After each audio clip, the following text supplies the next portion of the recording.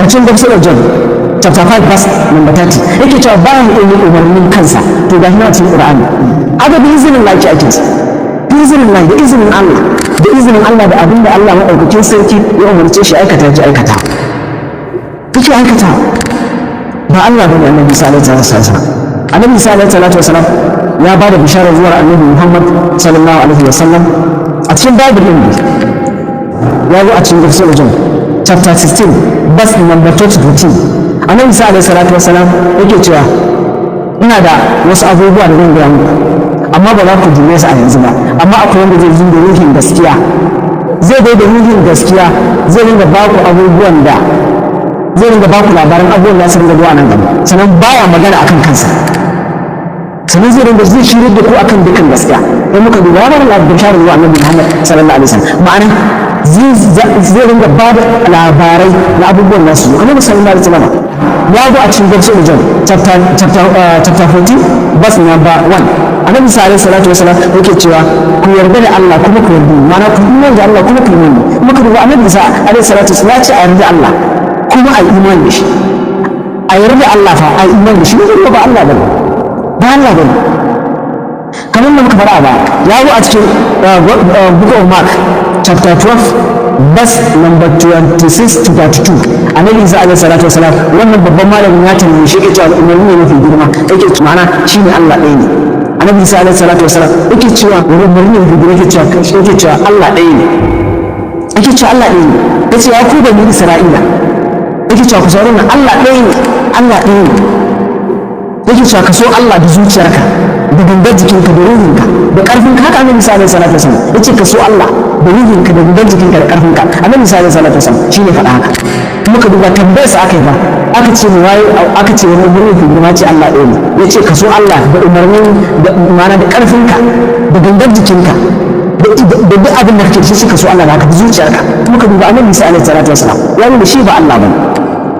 bawa ne Allah daga cikin manyan annaban Allah da Allah madaukakin sarki aiko amma ba Allah bane annabi Isa alaihi salatu wasalam ya ce a bata masa kullum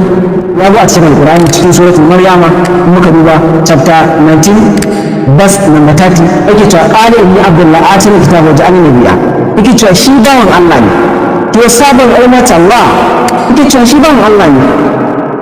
Allah madaukakin sarki ya bashi annabta kuma ya bashi littafi sannan kuma yake cewa inna Allah qala li abdullah atina kitaba wa ja'alni nabiyya yake cewa shi bawan Allah ne Allah madaukakin sarki ya bashi annabta sannan kuma ya bashi littafi adam Allah ne bashi domin Allah subhanahu wataala ya fifita shi daga cikin halittunsa ya daga cikin annabawa 120,000 ya Annabi Isa alaihi salatu wasalam sannan kuma daga cikin manyan annabawa waɗanda Allah ya aiko mursalai su 313 sannan kuma Allah madaukakin sarki ya sa daga cikin manyan ulul azami na rusul su biyar na farko annabi Nuhu alaihi salatu wasalam akwai annabi Ibrahim alaihi salatu wasalam akwai annabi Musa alaihi salatu wasalam sai shi kanshi annabi Isa alaihi salatu wasalam sai shugaban su kwata baki daya wanda babu kamar su daga cikin mai annabawan Allah madaukakin sarki daga cikin halittun Allah baki daya shine annabi Muhammad Rasulullah sallallahu alaihi wasallam in muka duba annabi Isa alaihi salatu wasalam ya barranta da mutanen da suke cewa shi Allah ya ƙara kuma ya ƙara faɗa cikin suratul Maryam